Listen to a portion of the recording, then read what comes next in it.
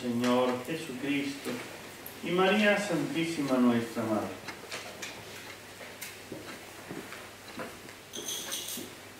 Habíamos comenzado el tema en la conferencia anterior. Habíamos planteado una situación como el ateo, como muchas personas tienen un problema, ¿por qué no creer en Dios?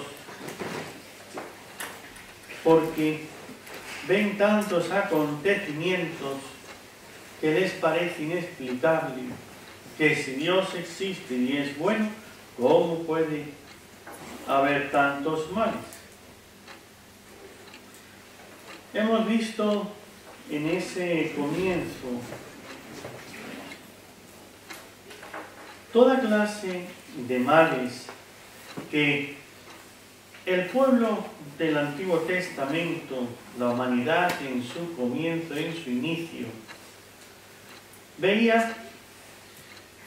Una cosa tiene clara, y esto no se nos olvide. Adán y Eva fueron creados y hablaban con Dios, como dice el Génesis, cara a cara. El conocimiento que recibieron ellos de Dios era un conocimiento mucho mayor que el nuestro, porque hablaban con Él, podían preguntarle.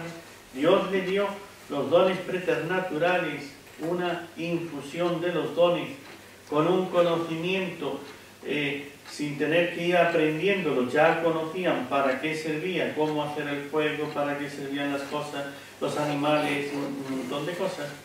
Entonces, para la vida, todo lo que necesitaban para la vida. Pero además, el ver a Dios, no pensemos que eso es como, diríamos, ver un objeto, una cosa nada más, así. Entonces, estar con una persona te da un mayor conocimiento de quién es esa persona, de sus gustos, de muchas cosas.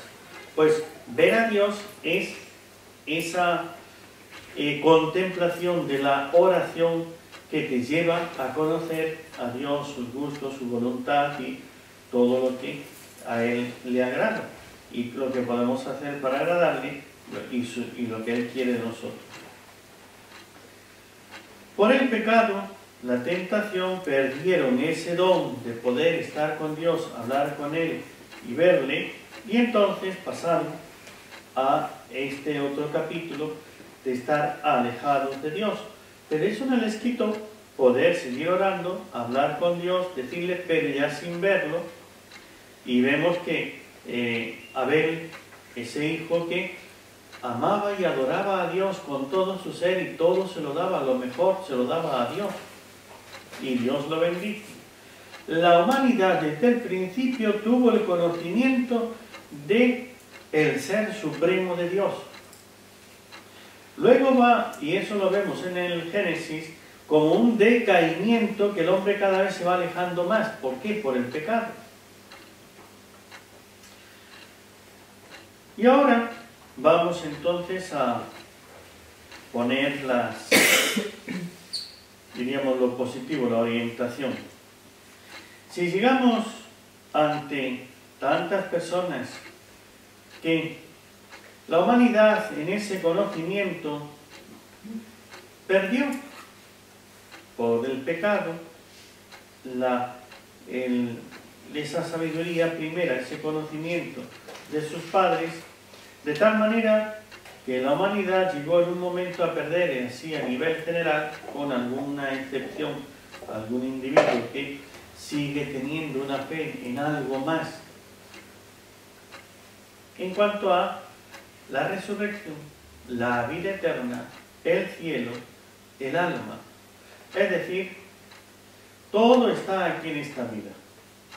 Si solamente tenemos esta vida, entonces el bien que se hace tiene que ser premiado acá. Y el mal que se hace tiene que ser premiado acá. Ahora vamos a unir dos concepciones. Una es la patriarcal donde todos participamos del bien y del mal de todos.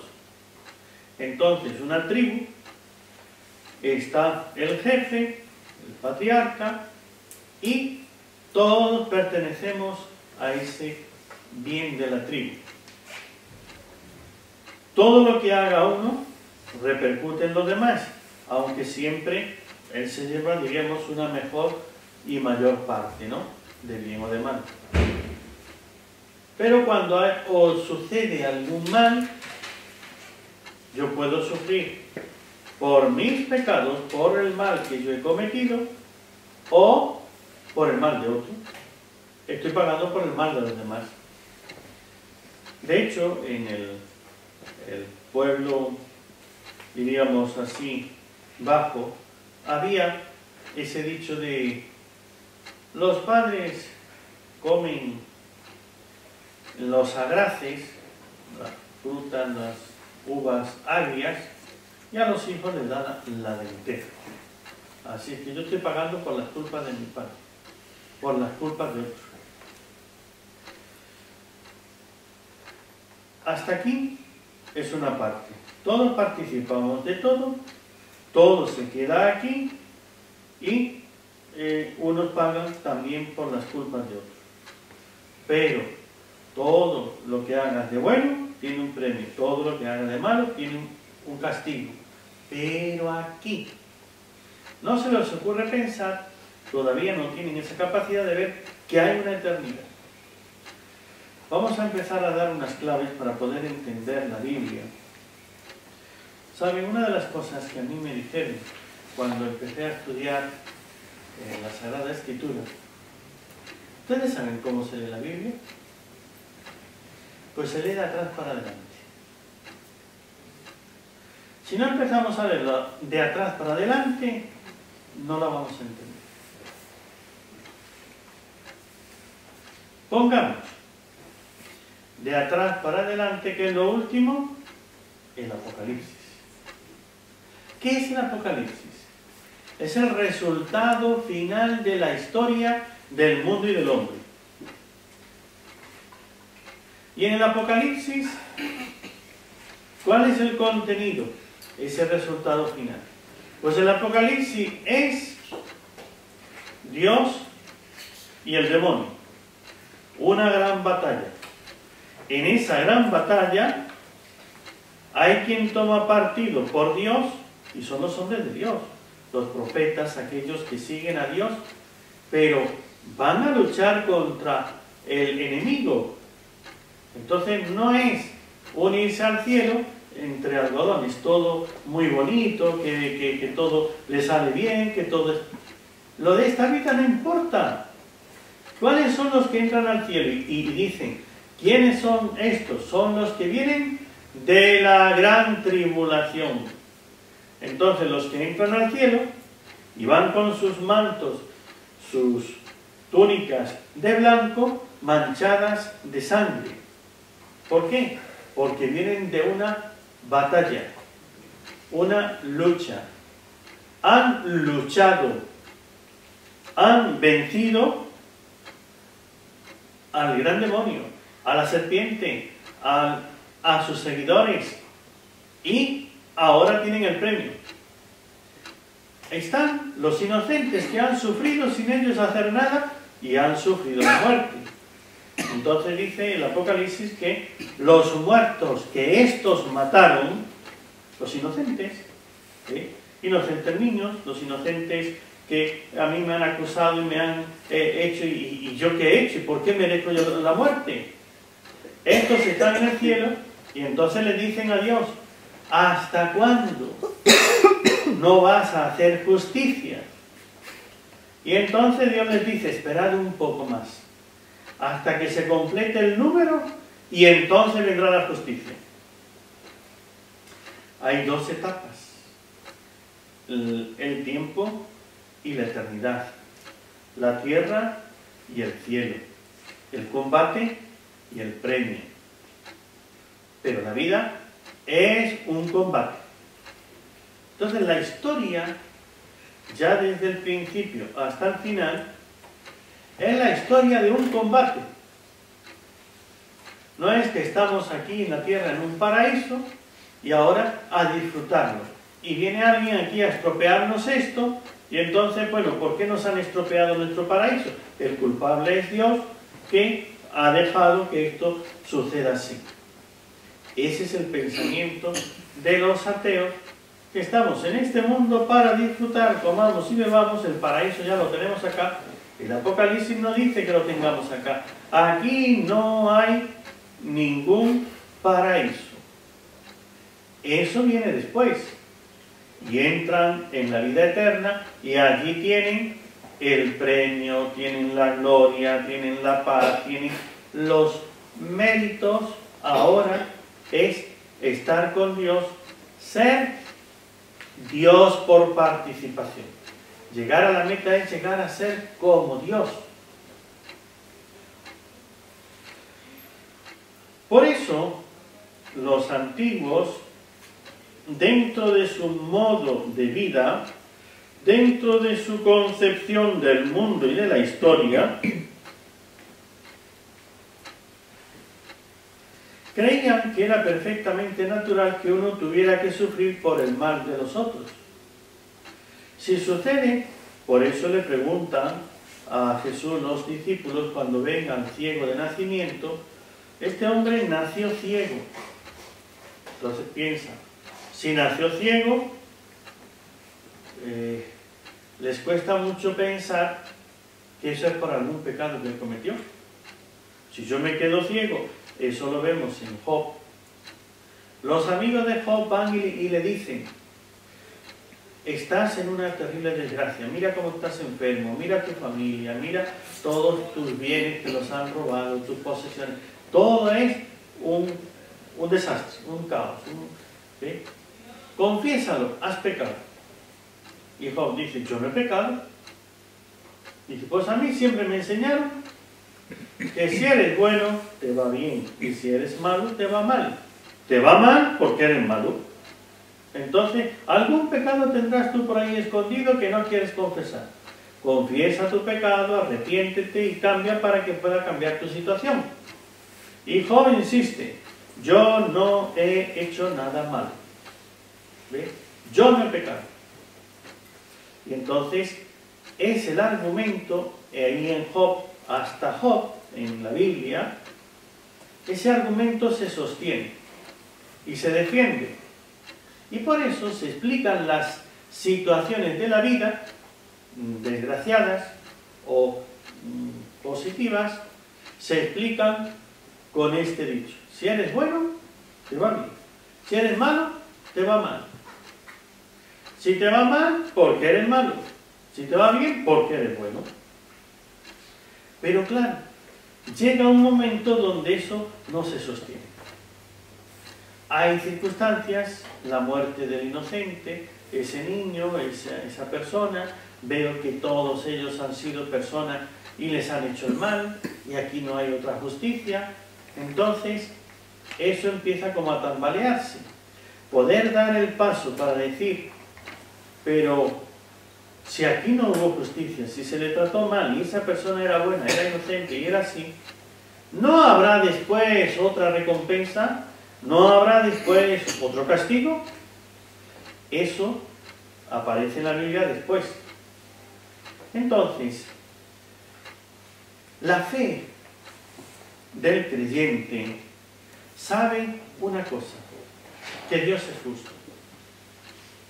El mundo que le rodea le muestran muchas injusticias que no logra comprender. Pero ¿por qué me pasa esto? ¿Por qué le pasa aquello? ¿Por qué si este hace tanto mal y no es castigado? ¿Sí? A veces es simplemente esa como envidia. Yo me porto bien. En cuanto que me salgo del camino, patapum, me viene enseguida el palo encima. Y ese es un sinvergüenza, ese es un ladrón, eso es un aprovechado. Pero por más que haga, nadie le dice nada, no lo castigan, no lo corrigen. Entonces surge esa envidia. ¿Por qué a él se le va tan bien y a mí tan mal? Entonces yo para que me vaya bien tengo que ponerme aquí en línea. Y en el momento que saco un pie del camino, catapum, ya me están dando el castigo. Y ese, nadie le castiga. Entonces esos son los que se preguntan por qué sucede esto, por qué sucederá así. Entonces, en aquellos tiempos, estamos hablando, cuando ya empieza la humanidad a... Job ya tiene una primera intuición. Pero cuando ya empieza la humanidad a ver que no, el hombre pervive, no todo se acaba aquí, después hay otra vida. En esa vida, si aquí no has tenido todo el bien que has hecho por el bien que hiciste, es decir, todo el premio de tus obras buenas, entonces ¿por qué te van a dar allí el premio que te falta? Y si aquí no has tenido todo el castigo, prepárate porque allí entonces lo vas a tener. Eso, el libro de la sabiduría ya sí lo tiene. El libro de sabiduría, si ustedes caen en la cuenta, está hacia la mitad de la Biblia. Entonces, y esos son 100 años antes de la venida de Jesucristo. Es muy reciente, pero muy reciente, que ya empiezan a darse cuenta que el hombre tiene un espíritu, que su espíritu no muere con el cuerpo, que hay premios y castigos físicos, corporales, pero también los hay para el espíritu.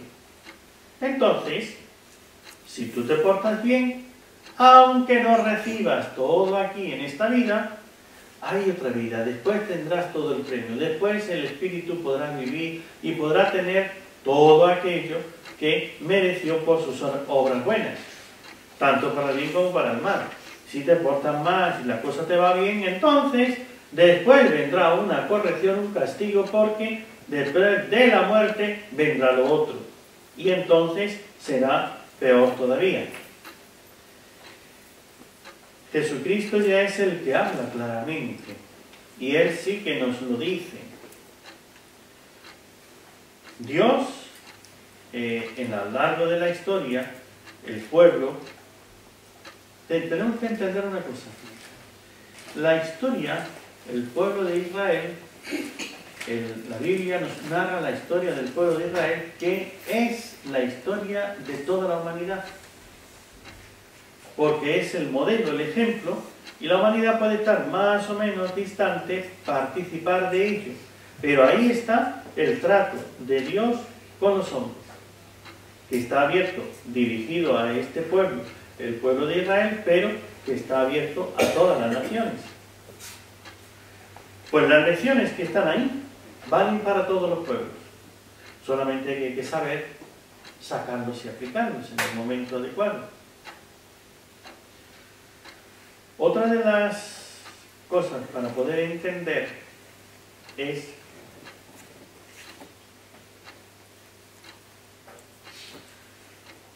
si como ellos todavía pensaban que la muerte nos iguala a todos, es decir, no queda nada para después, entonces la muerte termina por igualar a sabios y necios, a buenos y malos. Todos quedamos igualados a la hora de la muerte. Solamente si te portas mejor, pues te irá mejor aquí, pero luego terminas igual que los otros. Son esos pensamientos que no terminan de entender y a la vez quieren ellos saber y estar firmes y poner la justificación. Dios es bueno, Dios siempre premia el bien y castiga el mal. Pero no terminan, si todo termina en que todos somos iguales, pues comamos y bebamos que ya moriremos. Entonces, ¿para qué esforzarme en ser bueno? Si total, vamos a quedar todos en el sepulcro convertidos en polvo y todos igualitos, huesos secos. Entonces, mejor es aprovechar aquí porque después ya no hay más provecho. En el momento en que empieza a aparecer la idea de que la vida no termina, que el hombre tiene un espíritu, Job nos da esta idea, que después hay otra vida. Por eso digo, si nosotros empezamos a leer la Biblia de atrás para adelante, lo que aparece es el premio y el castigo. En el Apocalipsis tenemos la iluminación de toda la historia de la humanidad, desde Adán y Eva hasta el juicio final. Es decir, una separación, esos tienen lo que se merecen y estos el premio que el Señor les tenía reservado. Todos hemos pasado por una purificación y al final es la decisión tuya. Si quieres estar con Dios, tomaste la decisión con Dios, tienes el premio. Si tú te opones a Dios, te vas con el enemigo, con el diablo, y ahí vemos, aparece en el Apocalipsis la mujer, la prostituta, aparecen las distintas fieras, que son reyes con distintas cabezas y poderíos, y todos se van sometiendo siempre al mismo, al diablo, al diablo, al diablo. ¿Sí? Y todos esos terminan con el diablo en ese fuego eterno que sale el humo por toda la eternidad. Y aquellos que han sido perseguidos, maltratados, sacrificados, llevados a la muerte, los profetas aquellos, los que hablan de Dios, los que defienden a Dios, que son muertos y la ciudad entera hace una fiesta, a los 3 días resucitan y todo el mundo le tiene pánico y estos son llevados al cielo, a la vida eterna, al premio eterno, y allá están a salvo y se van poniendo a salvo conforme van pasando por su prueba. Si vemos esto del Apocalipsis como el gran enfrentamiento, los dos grandes, diríamos,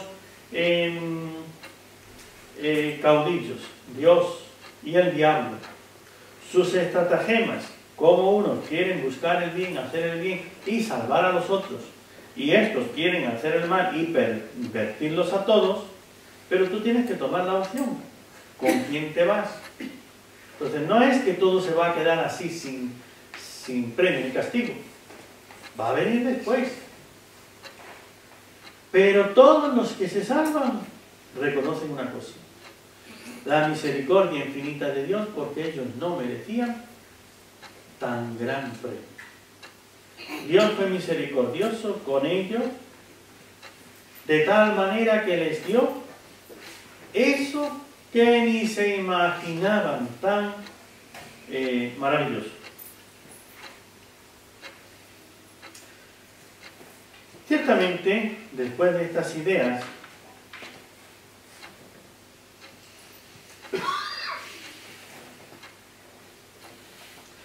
cuando la humanidad ya empieza a comprender que sí tiene que haber justicia porque Dios es justo, pero en esta vida no hay justicia, pues entonces aquí queda una cosa: o es que Dios no es justo, y eso no lo puede decir porque tiene fe y sabe que Dios es justo, o que hay después otra justicia. Y ahí es cuando empieza a pensar en que el alma pervive después de la muerte, que no todo se acaba con la muerte. Antes, y no hace falta que sea antes del conocimiento del alma inmortal, ciertamente que no se conocían pues muchas de las leyes de la naturaleza, por qué ocurren las cosas, por qué ocurren los terremotos, porque eso de las fallas geológicas, eso no lo conocían. ¿Ves? Entonces, si viene un terremoto, ¿por qué es eso? Ah, porque Dios ha enfadado, sencillamente. Y otro mueve la tierra, ¿por qué? Porque el pecado. Entonces, las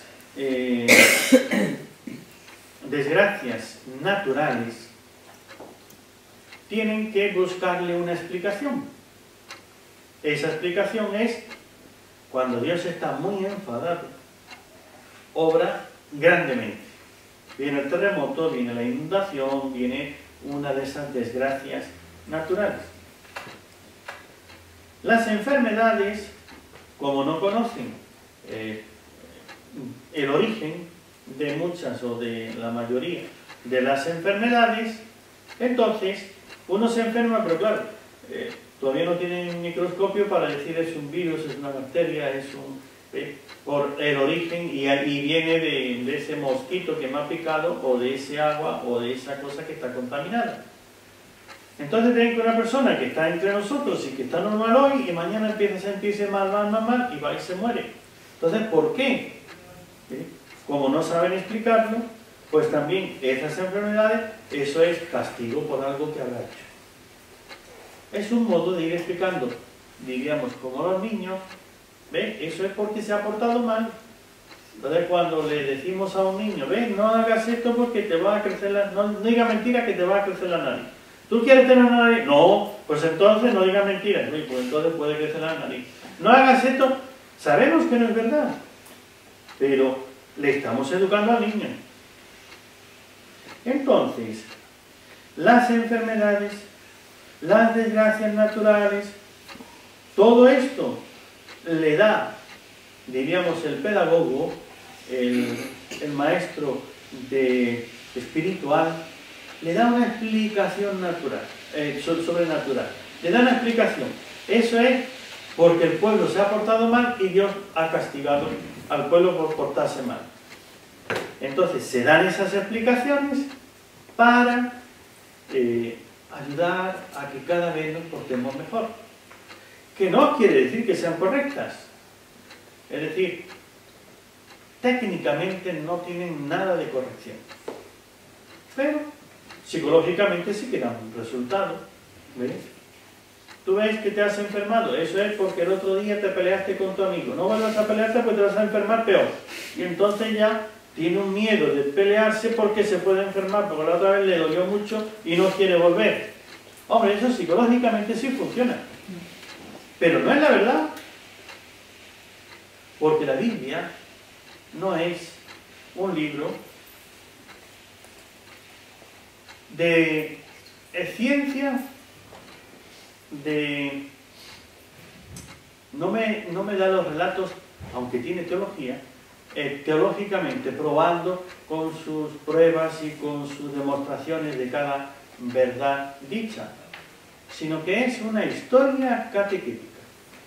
Te va enseñando con la historia. Los hombres hacían así en ese tiempo, pues aprovecha eso para enseñar y ya está. Eso es todo. Y no es una enseñanza ordenada. Primero es esto, después es esto, después es esto. Va enseñando cosas, pero sin ese orden de un libro catequético. Vamos a empezar. Primero, ¿quién es Dios? ¿Qué es lo que hace Dios? Y entonces, ¿qué es el pecado? ¿Cuáles son los pecados? Los sacramentos, ¿cómo esto? No tiene un orden, sino sencillamente va enseñando el pueblo de Israel, contaba historias y con esas historias iba educando al pueblo. Pues lo mismo, los de la enseñanza, los encargados de educar al pueblo, pues lo que hacían es aprovechar cualquier circunstancia para dar una enseñanza, aunque eso fuese verdadero o falso. Eso no me interesa. Yo cuento un cuento y no me pregunten si eso es un cuento, eso es mentira, eso no existió. Ah, pero mira, aquel príncipe azul, ¿dónde está ese príncipe azul? En un lugar por allá, no sé qué, que tenía no sé cuánto, y porque hizo esto le fue bien y cuando no lo hizo le fue mal. Entonces, ¿tú quieres que te vaya bien como al príncipe azul? Sí, pues pórtate bien, punto. ¿Cuál es la enseñanza? Pórtate bien para que te vaya bien. Esa es la enseñanza. Pero ahora, si empiezas a estudiar la historia del príncipe azul, me vas a decir, es un mentiroso, eso nunca existió, eso no... Pues claro, si fue un cuento. Pero es que los antiguos contaban las historias no con el criterio histórico con que nosotros las contamos. Para nosotros, bueno, iba a decir, ¿no? Para nosotros nos interesa saber cómo sucedieron las cosas. Hoy día ya las historias se cuentan políticamente, si interesa o no interesa y cómo interesa. Entonces, para sacar el provecho político de esa historia. Y por eso hacemos las memorias estas históricas, donde quitamos las cosas y las cambiamos para que salga la historia como yo quiero que salga. Sí, eso es manipular la historia, pero políticamente. Entonces, no era una manipulación de la historia, era una catequesis usando los acontecimientos de la historia para dar unas enseñanzas. A ver si me explico. Lo importante en eso no son las historias, son las enseñanzas. Las historias lo mismo podían ser verdaderas, como podían tener alguna alteración, pero lo recto eran las enseñanzas. Y a eso es a lo que iban los catequistas, por decirlo de alguna manera, del Antiguo Testamento. Por eso utilizaban todo para ir dando lecciones del bien y del mal, cómo actuar para agradar a Dios y qué es lo que puede ocurrir si no se hace lo correcto. Ahora entonces vamos a ver. Dios hizo muchos fenómenos que hoy,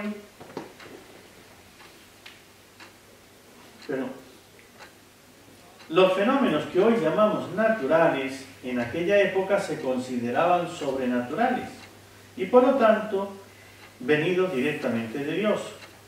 De modo que cualquier cosa que ocurría, buena o mala, feliz o desgraciada, era obra de Dios. Un israelita no podía jamás imaginar que sucediese algo en este mundo sin que Dios lo quisiese o lo provocase. Pero para ellos no les era un problema espiritual y mucho menos moral el que una desgracia, la muerte de una persona, que Dios lo haga. Porque no piensan que Dios es malo porque hace eso. ¿Y por qué? Porque tienen una idea. Dios es el rey, el dueño. Y el dueño puede hacer con mi vida lo que quiera. Así como entonces el rey, los reyes tenían poder, autoridad para hacer lo que quisieran sobre la vida de todos sus súbditos, pues entonces nadie se le ocurría dudar si un rey en una tribu, en una región, en una zona, puede sacrificar a la vida de cualquiera porque es el rey, no porque tenga justicia, no porque sea justo o injusto, no, porque es el rey. Que yo soy el rey, tengo el derecho de la vida de los súbditos. Entonces para ellos era tan sencillo, y Dios es el rey de todo, Dios es el que puede quitarle la vida a quien quiera.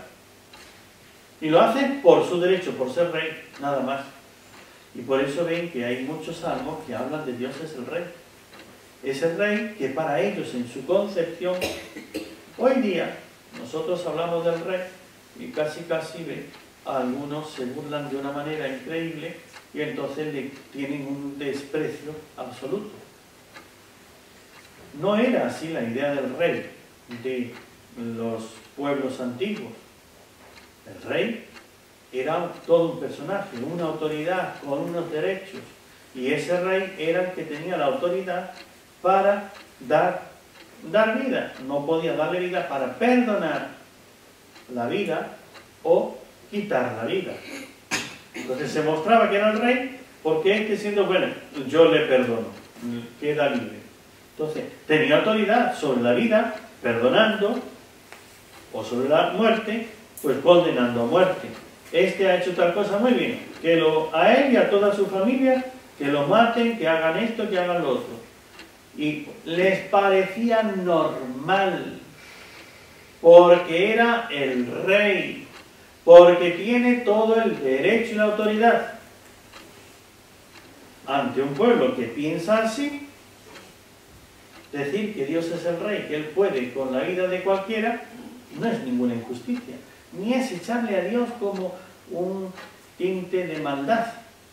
Al contrario, Dios es el gran rey sobre todos los reyes, el rey de reyes. Entonces Él puede quitar a los reyes en cualquier momento, tiene derecho de la vida de los reyes y de la vida de los hombres. Y cuando le quita a uno la vida, no hace ningún mal, está en su derecho. Así lo entiende el pueblo. Por eso esos casos más desconcertantes, difíciles o escandalosos, sencillamente el pueblo lo entiende porque Dios es el Rey. Punto. Y ahora resumiendo, y ya es la hora,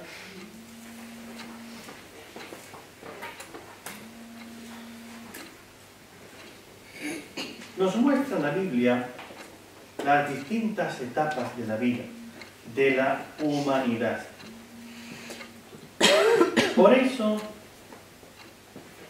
ver el final, la etapa final, es decir, el Apocalipsis, que es el premio, la vida eterna, los que van con Dios, etc., que han sufrido mucho aquí y han sufrido sobre todo las injusticias, el dolor, la enfermedad o lo que sea. Mira, eso, una vez que uno se repone, pues bueno, saca algo bueno de ello. Pero las injusticias es lo que más nos duele. Pues el Apocalipsis lo que te dice es que no habrá ninguna injusticia que perviva.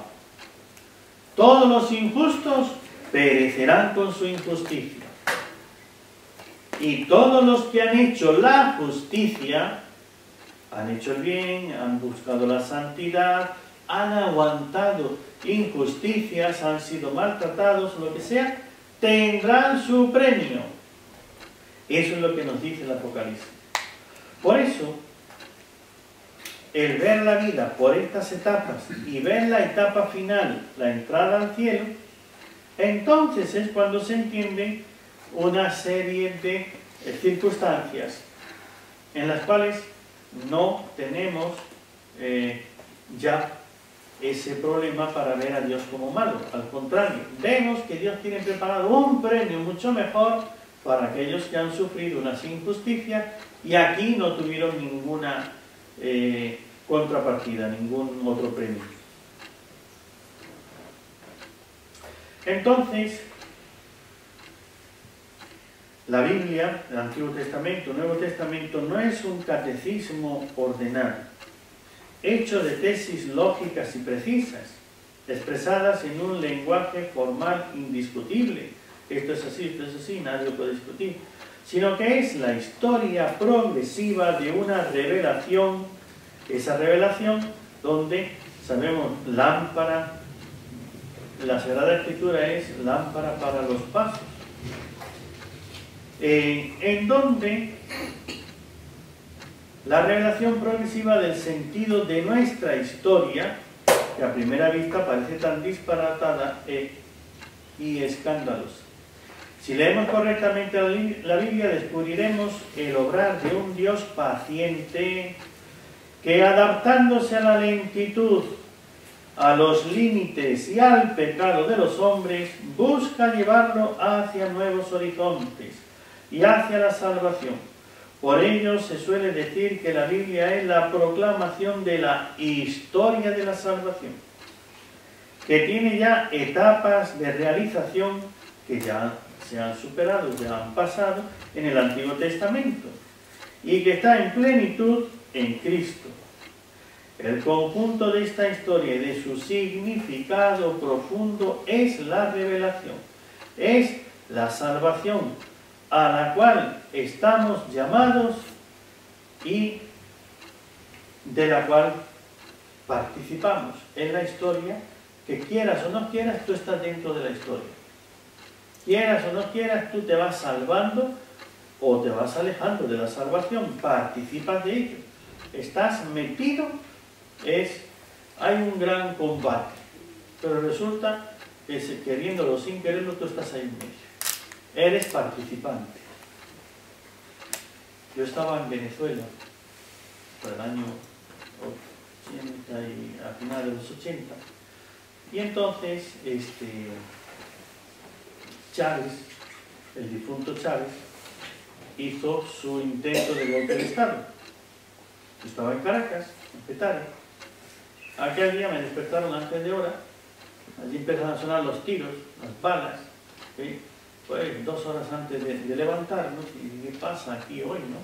Porque en el barrio donde estábamos, en Petare, siempre se oían tiros, pero 1, 2 y ya. Pero aquello fue que no paraban y cada vez a más. Dice, aquí pasa algo, ya tuvimos que levantarnos y empezar a mirar porque algo raro, y no sabía lo que estaba ocurriendo. Después ya nos llamaron del centro, me dijeron, cuidado, que esto, que está pasando esto. Bueno, ya supimos lo que estaba pasando. Pues cuando ocurrió, por un lado los soldados, Chávez fue y llevó a unos soldados que no sabían a dónde iban ni a lo que iban. Ellos no sabían que iban a dar un golpe de Estado. Sencillamente, a ver, venga, todos estos al camión, súbanse aquí y tengan sus armas y sus balas y todo preparado. Y ahora esto. Y cuando llegaron allá, ante la casa del presidente, le mandaron pegar tiros y entrar, invadir y no sé qué. Los pobres estaban aquellos soldados que no sabían lo que estaban haciendo, ¿no? Ni querían meterse, pero allí estaban. Hubo una señora que, claro, la policía del presidente, los que defendían al presidente, al ver a aquellos y aquellos empezaron a tirar, pues hubo un tiro y empezaron a cruzarse las balas. Había una señora que estaba por ahí por la calle, estaba haciendo no sé qué. El caso es que se vio entre los dos fuegos. La pobreza de aquí, ¡pum!, pegaban tiros de acá, y entonces iba para allá, pegaban tiros de acá, y estaba en medio de la batalla, diríamos, del fuego, no le dio ninguna bala, pero la pobre estaba, eso, chum, chum, chum, pasando las balas de un lado para otro, y la pobre con esa angustia, ¿no? Y después, ¿para dónde corro? ¿Qué hago?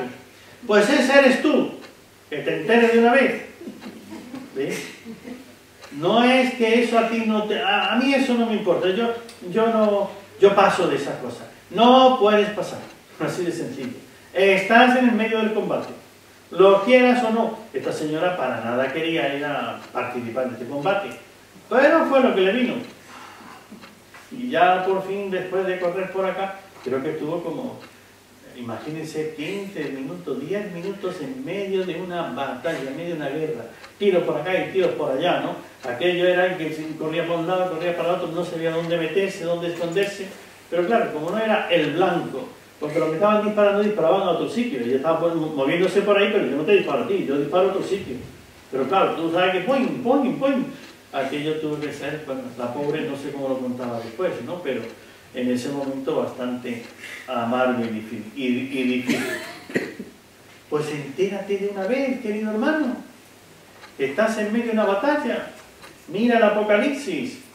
Entonces, esa bestia que sale del mar, que sale de la tierra, que sale ahí es el demonio, que quiere tragarse a la criatura en cuanto que nazca, la mujer que va a dar a luz, la criatura que es llevado por los ángeles a la derecha del Padre. Entonces, estás en medio. Viendo que no pudo con la criatura, se va contra la madre, contra la mujer. La tierra sale en su defensa, se traga aquello que echa para mancharla y para matarla.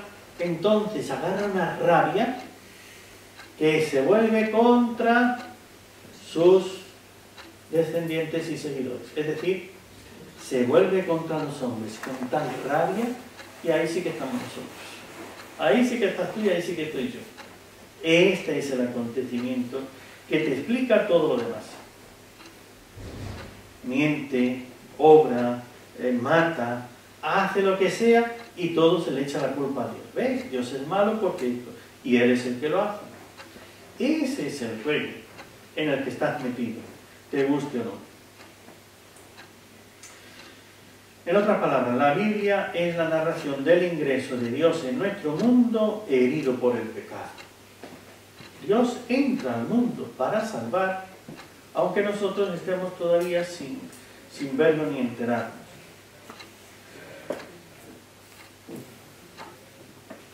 Hay una idea que Jesús trajo que era muy superior tanto al conocimiento, a la captación del pueblo de Israel, incluso cuando Jesús vino.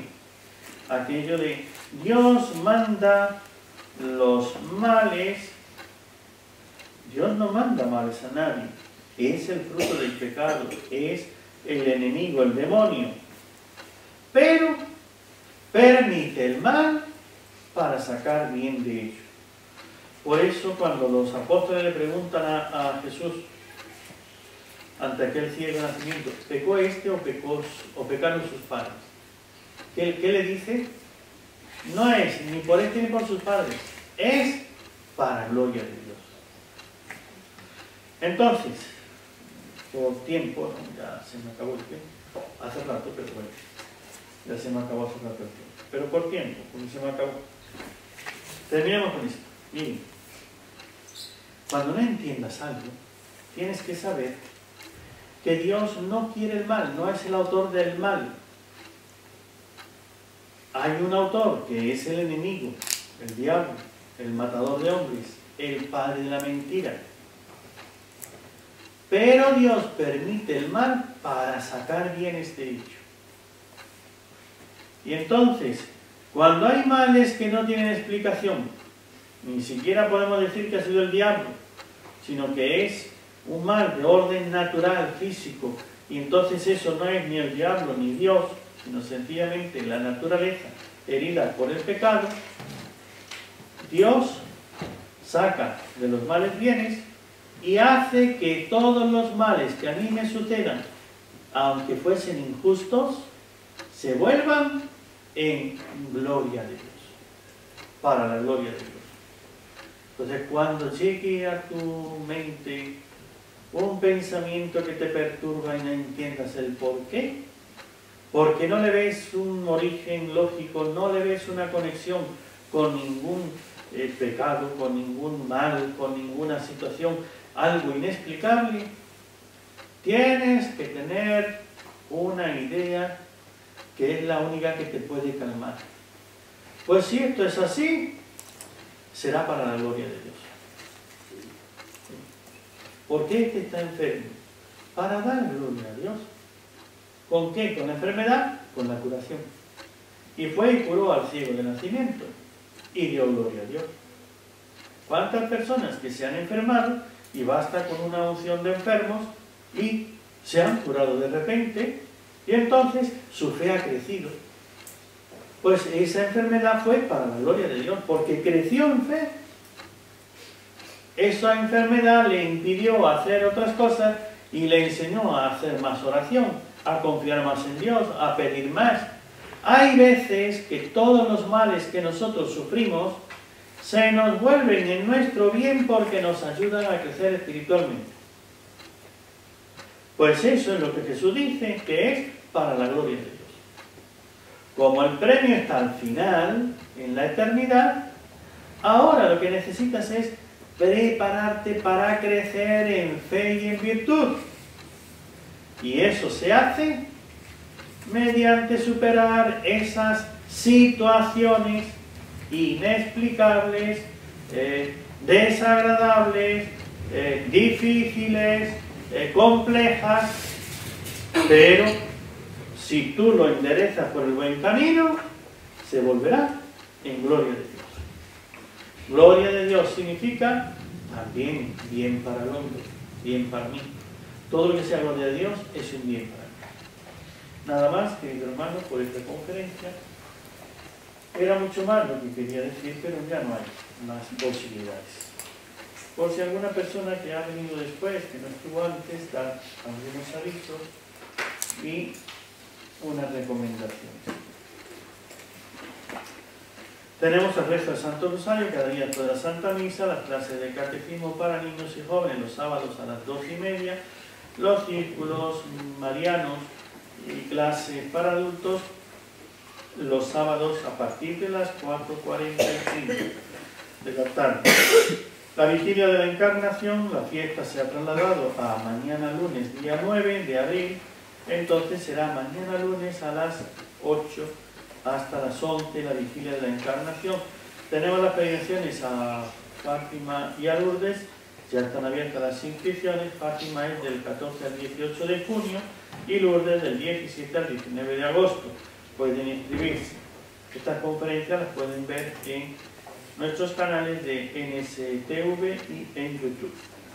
Para su vida espiritual tienen la vida de Germán Cohen, el apóstol de la Eucaristía, convertido por la Eucaristía. Tienen ustedes las publicaciones periódicas en Benjamín cada 2 meses y en la prensa dominical, que es semanal, que tanto ayudan también para un crecimiento en la vida espiritual. y el Benjamín para niños, jóvenes y adultos. Y aquí tienen la vida de un santo de María, San María Griñón de Montfort, uno de los más grandes santos devotos de la Virgen y devocionario eucarístico, para vivir la adoración a Jesús sacramentado y conocerle y llamarle más devocionario eucarístico.